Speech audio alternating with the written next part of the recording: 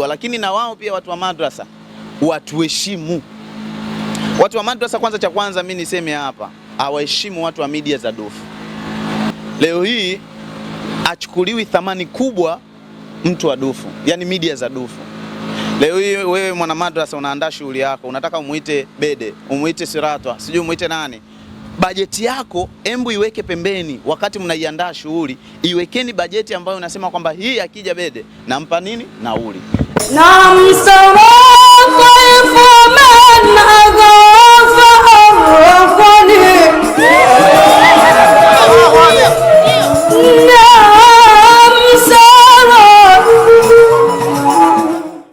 Assalamu alaikum wa rahmatullahi wa barakatuh. Ndugu watazamaji wetu wa channel zetu hizi, leo ni siku nyingine tumebahatika kukutana na mmoja kati ya wadau muhimu na wadau ambao wanajaribu kupambania tasnia ya habari katika ukanda wa dini na ukanda wa kidunia. Sasa leo ungana na sisi ili tuweze kuzungumza naye mawili matatu, hususan kuhusiana na jambo lake ambalo tumesikia likizungumzwa katika vyombo vya habari, linalohusiana na kujiandaa na miaka 5 ya kusherehekea mafanikio akiwa katika vyombo vya habari hivi vya dini. Leo ungana na mimi moja kwa moja, twende tukayapate mawili matatu kutoka kwake. Kwanza, salamu alaikum. Wa alaikum salam wa rahmatullahi wa barakatuh. Khairi kiongozi. Heri. Bana, leo tumebahatika kukupata, mgumu sana kupatikana. Ni kawaida, lakini pale ambapo watu wanaponihitaji basi mimi nipo sana. Kwenye interview yako tumekusikia ukitumia msemo muosha huoshwa. Ulikuwa na maana gani? Bede anafahamu kwa sababu ni sehemu ambayo mara kadhaa tumekuwa na watu ambao tunashauriana vitu vingi na watu. Lakini kwa nini tumetumia ule usemi? Kwa sababu mimi sio yani mimi najua ni mtu ambaye napenda kuhoji watu, ila siku ambayo inapotokea kama hivi ndio ile tunasema kwamba muosha uosho. Kwa hiyo hapa leo zamu yangu. Kwa hiyo ni sehemu ambayo ni ngumu sana kufanya interview, hasa kuhojiwa, lakini nashukuru. Tukitazamia hapo kuhusu kwamba leo ni siku yako, na sisi tungeomba kukuuliza maswali mawili matatu. Tumeona umeandaa jambo ambalo linataraji kufanya. Tumekusikia ukitaja kuandaa jambo kubwa la kusherehekea miaka 5 ya ukiwa katika mafanikio ya media. Swali langu la kwanza litakuwa limesimama hapa. Ni kitu gani unachojivunia mpaka sasa tangu ulipoanza kufanya kazi ya media? Kwanza alhamdulillah, napenda kumshukuru Mwenyezi Mungu. Kwa nini natimiza miaka 5 naifanya? Kwa nini miaka 5 Siratwa Online TV? Kwa sababu ni sehemu ambayo ilikuwa ni nadhiri nikiwa katika masuala ya masomo na kumuomba Mwenyezi Mungu. Niliwahi kusema kwamba Mwenyezi Mungu, naomba nifanye hii tasnia ya habari kwa miaka kadhaa, lakini hii miaka ikishatimia bila kukutana na changamoto ambayo itakayonirudisha nyuma kwamba niachane nayo kabisa masuala ya habari, basi mimi nitafanya tu kitu fulani. Sasa hii ni nadhiri. Sasa wakati nasoma na kipindi ambacho nasimamiwa na Abubakar Kisando kule Zanzibar, nilisema kwamba miaka 5 ambayo itatimia ya Director Vasha au Ramadhani, yani mimi ukiachana na taasisi, nilisema kwamba hata nikiwa kwenye taasisi yoyote, iwe media yoyote, basi mimi ile miaka 5 nitaadhimisha tu kwa sababu ni mimi. Kwa hiyo miaka 5 inaenda kulenga kwa sababu ya maisha ya Vasha. Miaka 5 hii maisha ya Vasha kwa sababu imemtengenezea watu, imewapa watu na watu wamemkubali Vasha, lakini pia mafanikio ni kujuana na watu, kuishi na watu vizuri. Wallahi, yani ni sehemu chache sana ambao utakaambiwa bwana Vasha na matatizo fulani. Ni sehemu chache sana, lakini tunasemaga mkamilifu Mwenyezi Mungu. Mimi pia nina mapungufu yangu. Kwa hiyo kwa nini nataka niazimishe? Ni sehemu ambayo nairejesha yale ambayo yalikuwa bora kwangu mimi, kwa jamii, kwa kuwa wamenipokea, lakini pia kwenda kuwaona yatima hawa ambao watu wengi tunaishi nao mitaani, wilayani, mikoani, pamoja hata na kata zao wapo yatima. Sasa jinsi gani ambavyo Siratwa Online TV ama Director Vasha anaishi nao, basi kuweza kwenda kurejesha kile ambacho Allah amemjalia katika miaka 5 hii ambayo amefanya katika taasisi hii kuweza kuona jinsi gani anaenda kuwasaidia mayatima kwa namna moja ama nyingine. Sio kitu kikubwa atachoenda kusaidia, lakini kwenda kukaa nao tu pamoja na kufanya nao mambo mbalimbali, dua kufanya nao na wale yatima kuwaombea viongozi wetu wa serikali, viongozi wetu wa dini, wale yatima. Na tumeona hadithi mbalimbali ambazo kwenye upande wetu wa Kiislamu tunaona Mtume anatuhimiza sana, dini inatuhimiza sana kuishi na yatima vyema. Kwa hiyo ni sehemu ambayo niseme mafanikio makubwa mimi kukaa ama kuendelea kudumu katika miaka 5, kuendeleza kufanya yale ambayo yaliokuwa bora, kuwaimarisha ama kuwapa habari ndugu zangu Waislamu, hata wale wasiokuwa Waislamu, kuhusiana na mambo ya dunia, lakini pia dini yetu, mashaka zetu, na watu mbalimbali ambao wapo wanaotuzunguka katika jamii. Nini ambacho wanataka? Basi sisi miaka 5 hii tunaenda kuadhimisha, ikiwa ni Swiratu Online TV pamoja na taasisi Swiratu Al-Mustaqima Madrasa kutokea Zanzibar, tutakuwa nao pamoja ili kuliendea katika jambo hili. Mafanikio makubwa mimi naona ni kuishi vyema na watu, ndio mafanikio yangu makubwa. Ukisimama kwenye hilo swala la mafanikio, tumeona hili jambo likimweka Swiratu Mustaqima mbele. Swali langu ni kwamba Swiratu Mustaqima kama tunavyofahamu inapatikana ndani ya visiwa vya Zanzibar, na hili jambo unataraji kulifanya Tanzania bara. Je, unatuweka wazi vipi kwa nini ni Tanzania bara na sio visiwani? Swali hili ni gumu lakini jepesi mno, kwa sababu wanasemaga anayepajua anapokwenda asumbuliwi na vibango vya barabarani. Maana kubwa ambayo swali lako linaenda kwenda kujibiwa kwa namna hii, Swiratu Online TV imezaliwa Zanzibar, lakini pia ndio sehemu taasisi kubwa ama niseme makao makubwa yako pale Zanzibar. Kutokea Swiratu Mustaqima Jang'ombe pale ndio makao makuu ya Swiratu. Kwa nini inafanyika Dar es Salaam?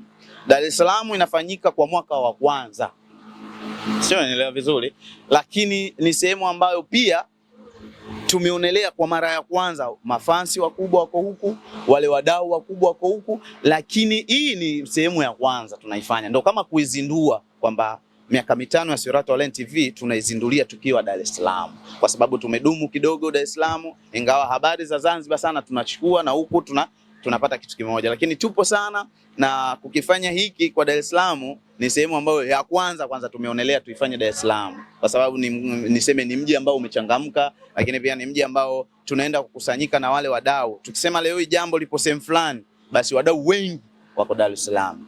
Lakini Zanzibar pia insha Allah linaenda kufanyika jambo hili. Yaani miaka 5 inaenda kufanyika pia baada ya Dar es Salaam, inaenda kufanyika siku ya Maulidi ya Swiratu Mustaqima. Insha Allah nyewe mtajionea.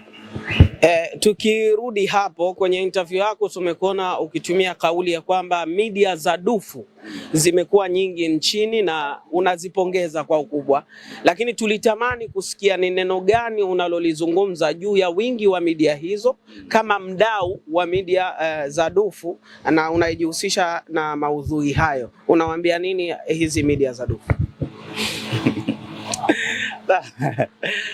Sawa.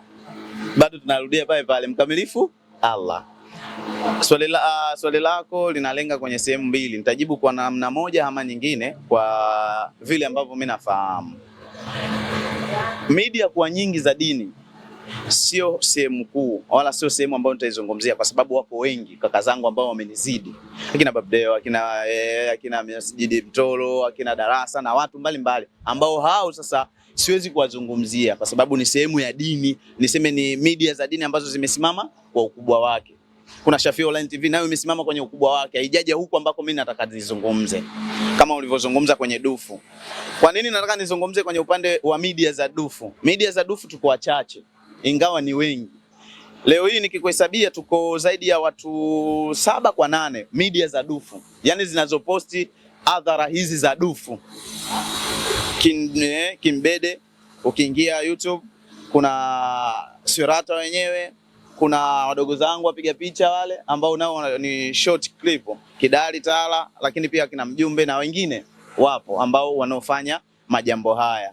Sasa uwazo langu au ushauri wangu kwa hizi media ambazo zinazokuja kwa ajili ya haya twali hizi, kwanza cha kwanza inatakiwa tuzipende, yani tuzipende madrasa, tuwapende hawa watu wa madrasa. Yani watu wa madrasa ambao wanatuzunguka tuwapende. Tuwapende kwa namna gani? Yani tukubali kile ambacho wanachotuambia, tukubali yale ambayo wanaotufundisha, kwa sababu wao wanaona, sisi tunaona, lakini kwamba wao ndo wadau wetu, wao ndo mabosi zetu, wao ndo washauri wetu. Tukubali kile ambacho tunachoambiwa, lakini na wao pia watu wa madrasa watuheshimu. Watu wa madrasa kwanza, cha kwanza mimi niseme hapa, hawaheshimu watu wa media za dufu.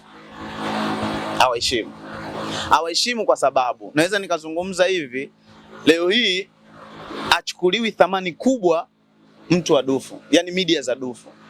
Leo hii wewe mwana madrasa unaandaa shughuli yako, unataka umuite Bede, umuite Siratwa, sijui umuite nani. Bajeti yako embu iweke pembeni, wakati mnaiandaa shughuli iwekeni bajeti ambayo unasema kwamba hii akija Bede nampa nini? Nauli. Akija hii kuna bando. Lakini leo hii anaweza akaenda mtu shughulini akamaliza pale nini? Inshallah. Leo hii kuna bando, kuna nauli, kuna vitu mbalimbali. Bede kaenda wapi? Vasha kaenda wapi? Nani kaenda wapi? Zumba kaenda wapi? Leo hii mtu anatokea mbali sana. Usipomthamini, kumuonesha ile thamani yako, hawezi kukuthamini, kwa sababu inasema kanuni inasemaje? Kuna kanuni ambayo watu wanasema kwamba ukilithamini jambo na jambo litakuthamini. Yani hakikisha kwamba leo hii nampa mtu fulani nauli, hii bando, kesho hata ukimuita anakuja. Lakini kwamba ile inshallah, lakini watu wengi tunasema kwamba hii tumejiwekea kwamba dini, media za dini inshallah nyingi, media za dini Allahumma amin, media za dini Allah atawalipa. Ni kweli, lakini wanaacha majambo yao, wanafanya jambo lako. Wanaacha muda wao, wanafanya muda wako ambao wewe unawapa, lakini wao wanakupa muda, yani muda mzuri wa kufanya jambo lako. Kwa hiyo kwa nini usimheshimu? Kwa nini usimpe thamani huyu ambaye aliyekuja kwenye shughuli yako? Lakini wito wangu kwa media za dufu hizi, media za dufu, wito wangu, usiende sehemu kama hujaitwa. Si umeelewa? Usiende sehemu kama hujaitwa. Bede bana, wasiliana naye vizuri. Amekuita, hebu mpe hata wewe bajeti yako. Bwana mimi nauli, bwana mimi bando, ni kawaida, ni sehemu ya maisha yetu. Lakini tukifanya tu unaenda pale, ukitoka pale unalalamika nauli, tunaanza. Mimi mfano tu shughuli moja, nilienda kushughulini, namfuata mwenye shughuli. Bwana nauli nilikuwa na Zumba hiyo siku. Sisemi sehemu gani. Tumeshamaliza. Tena tumerusha live. Bando letu sisi tumemaliza pale bwana. Nauli share. Tunatoka hapa. Mimba gala nakaa. Zumba nakaa huku Kivule. Nauli tu kipengele tata, tumeenda mpaka Zumba, nikakasirika nikamwambia kanuni yenyewe inasema ukimshughulisha mtu utagharamikia. Sasa sisi tumeshughulishiwa hapa, hakuna chochote, basi tuondoke, Allah atalipa. Lakini Allah atalipa vipi? Ndio itakuwa kisa kile cha Makonde cha mtoto. Mtoto kaibiwa viatu msikitini, shehe ametoka anamwambia bwana Allah ataleta, Allah wewe mwachie Mungu. Mtoto anakuambiaje? Viatu vyangu mimi vidogo. Yaani hivi viatu vidogo sana, Mungu hawezi kuvaa. Mungu mkubwa. Kwa sababu ya nini? Mtazamo wa yule mtoto alimchukulia Mungu mkubwa, masikio kama mimi nayo hivi, Mungu ana sikio kubwa, sijui nini. Sio kweli. Kwa hiyo watu wa madufu, yani media za dufu, ninazisemea hapa media za dufu, mimi sio mjuaji.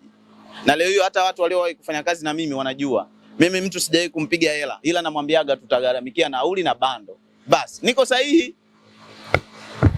Ondoka na maneno mawili kwamba media za dufu tujitambue na tusiende sehemu bila kuitwa, na jambo la pili, watu wa madrasa waheshimuni watu wa media za dufu. Na maswali mawili tu madogo ya nyongeza ya kichokozi. Tumekuwa tukikuona unajihusisha na interview za watu wakubwa nchini, wakiwa ni mashehe na viongozi wa serikali. Kwenye hili jambo ulilotuandalia, tutegemee kuwaona au watu maarufu? Inshallah tutegemee, kwa sababu mada zitakuwa mbalimbali pale ambazo zitajadiliwa, na mada hizi zitaenda kulenga kama sisi vijana wa Kiislamu ambao tunaenda kuiangalia dini yetu, lakini pia hata wale wasiokuwa Waislamu. Kwa hiyo umezungumza hapa kwamba kutakuwepo na mashehe au kutokuwepo mashehe au wale taasisi, niseme viongozi wakubwa wa serikali. Insha Allah mgeni rasmi mkubwa wa kwanza atatoka kwenye dini ambaye ni shehe mkubwa Tanzania. Lakini pia kwenye swala la serikali inshallah pia tutegemee kumuona shekhe ndio yule wa magari mengi.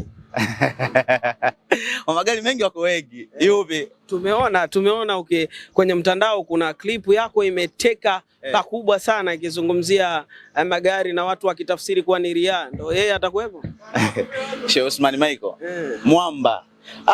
Sheikh Othman Michael anaweza akafika insha Allah. Lakini tunasema kwamba atakuwepo. Yaani hakikisha tu kwamba jua tu Sheikh Othman Michael atakuwepo hapa na magari yake atakuwepo sana uwanjani. Yaani atatembea sana. Na nikwambie tu katika kitu ambacho watu hawajui. Hata siku ambayo mimi nakuja hapa shughulini, nitatembea kupitia siji kwenda kwa yatima nini, basi gari zake 2-3 zitakuwepo za Sheikh Othman Michael. Lakini upande wa serikali surprise ni kubwa sana inshallah. Basi inshallah, swali langu la mwisho litakuwa ni maswali madogo mawili yameambatana. Hapana. Jambo la kwanza ni media gani ya inayoposti maudhui sawia na wewe ambayo unaiona hii media kabisa ndo ninafaa kuiiga? Mimi nipo kwenye twali, unajua. Sana mimi naangalia kwenye twali. Si wazungumzi, ndio maana kauli yangu ya kwanza nilizungumza, simwangalie blaza Abedi, simwangalie sana. Yaani ukiniambia niingie mfumo in deep, kuna watu ambao naangalia ni wengi sana sana sana. Lakini upande wangu wa twali kwanza, acha nizungumzie twali. Ndio nilipo hapo. Yaani hata watu wa media wasinukuu vibaya. Nazungumzia upande wa twali, upande wa dufu. Media ambazo zina posti dufu tunazijua, zinafahamika. Yaani zinafahamika. Na sio dufu zile za chize wanaitaga zile za nini, zile za kwanza zile. Dufu ndogo. Dufu ndogo, zile kubwa zile ambazo watu wanakaa kuanzia saa 2 shughulini. Akina Bede, akina Zumba wanakaa kuanzia saa 2 shughulini mpaka saa ngapi? Saa 8. Au mimi ndo ninawazungumzia. Tunawazungumzia hawa ndo ninataka kuwazungumzia. Swali lako ni media gani inayokukosha na unaona na unafaa kuiiga media hiyo? Kwenye upande kwanza ukumbuke tu upande wa media za dini, hizi za dufu. Za dufu hiyo. Media ambayo ninayoiangalia na kuiga hakuna. Ukiona maana kuwa Swiratu anakaa namba 1. Yaani sitaki kusema kwamba inakaa namba 1. Hakuna kwa sababu. Mfano leo hii nakupa. Hii ulikuwa una Bede. Kwa nini Bede nimemtaja sana? Bede ni mtu ambaye nimekutana naye ghafla tu siku hii. Ila mtandaoni nilikuwa naona tu Bede. Nimekutana naye kwenye jambo hapa wiki iliyopita. Zumba nimekutana naye kwenye matukio mengi. Ila unajua kwa nini nawaambia hawa mimi naweza nikawaangalia, sio kuwaiga, na waangalia nini wanafanya ili na mimi niwape ushauri kitu gani wafanye. Mfano Bede kuna clip ambazo nimeziangalia tangu juzi, naangalia tu anaposti na katika swali ambalo leo nimemuuliza, unaendaga live? Hii ilikuwa live kwa sababu gani? Nilikuwa nalenga kuona kama anafanya live ni muige.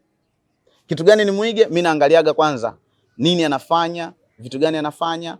Zumba ni mtu ambaye yuko nyuma yangu. Sijui nani yuko nyuma yangu. Kwa hiyo kumuiga mtu, media ambayo naiga hakuna. Ila ni watu ambao wadau wangu nashirikiana nao vyema. Ukiniuliza hilo swali, nani unashirikiana naye vyema kwenye masuala ya dufu? Mimi nakutajia. Hebu tugusie. Zumba, Bede, Shafi Online TV. Nakutajia hiyo. Malkazi Online TV, Msisima Online TV. Sio umeelewa? Swiratu mimi mwenyewe. Akina Tafa, akina Kidali, akina Sergeant, akina Mjumbe, hao mimi ndo nashobiana nao. Akina Membali, akina Faraja, hao mimi ndo niko nao. Hao ndo nawaangalia. Ndo wadau wangu. Pia ukiwa kama mdau wa media za dufu, kuna jambo limeingia wimbi kubwa sana ambalo ni mmong'onyoko wa maadili kwa upande wa dufu. Tumekuwa tukiona dufu zikipigwa huku wakiimba nyimbo za dini, wakiimba kaswida, lakini ukijaribu kutazama wamekosa ubunifu wa namna ya kuziandaa kaswida nzuri na nini, bali wameangukia sasa kuwa dufu zinapigwa huku wanaimba bongo flavor, wengine mpaka wameingiza singeli. Yani wamebadilisha mtazamo mkubwa wa dufu. Hawa watu unawashauri vipi ama unawasemea vipi? Inna lillahi wa ilaihi rajiun. Kwanza nianze hapo, ni msiba, kwa sababu ukiangalia hata upande wetu wa dini hairuhusu haya mambo ambayo wanayafanya. Zipo madrasa baadhi ambazo zinafanya shughuli za mchana na wanatoka kwenye hiyo mwenendo, yani kwamba leo hii tunapata dufu, wenyewe wanaita dufu kisinia, dufu ambalo wakifika wanatoka pia kwenye mwenendo wa kuimba kaswida zile ambazo asili ya zamani tulikuwa tunaona madrasa mbalimbali ambazo tukifika shughulini tu unasikia zile kasida ambazo zinamsifu Mtume, lakini pia zinamsifu bi harusi au bwana harusi. Lakini kwa sasa hivi mwenendo huu umetoka. Sasa hivi imekuwa ni mwenendo wa kusifu vitu ambavyo havipo, lakini pia zipo baadhi ya madrasa kutumia sahani kama ni sehemu ambayo wanasema wenyewe wananogesha, lakini hiyo mimi siwezi kutumia kama ni madrasa. Hivyo ni vikundi tu, ni vikundi, na neno vikundi ni vikundi kama vikundi vingine yani vya ngoma, baikoko, sijui nini. Mimi naweza nikaviita hivyo kwa sababu huwezi kunasibisha na dini au huwezi kunasibisha na madrasa. Madrasa ambayo inajitambua, ina viongozi wake makini na kuelewa, hawezi kufanya hivi vitu. Yani hawezi kuchukua dufu wakazitoa madrasani wakaenda sehemu wakawa wanapiga visinia, tena wanaimba mpaka kufikia visingeli, taarabu, wanaimba vitu ambavyo yani havitazamiki. Na hata ukifika shuleni yenyewe unakuta akina mama wengine wanakata mauno, wengine wanafanya hivi, hao wapiga dufu wanawabaishia wakiwa na mikanzo yao.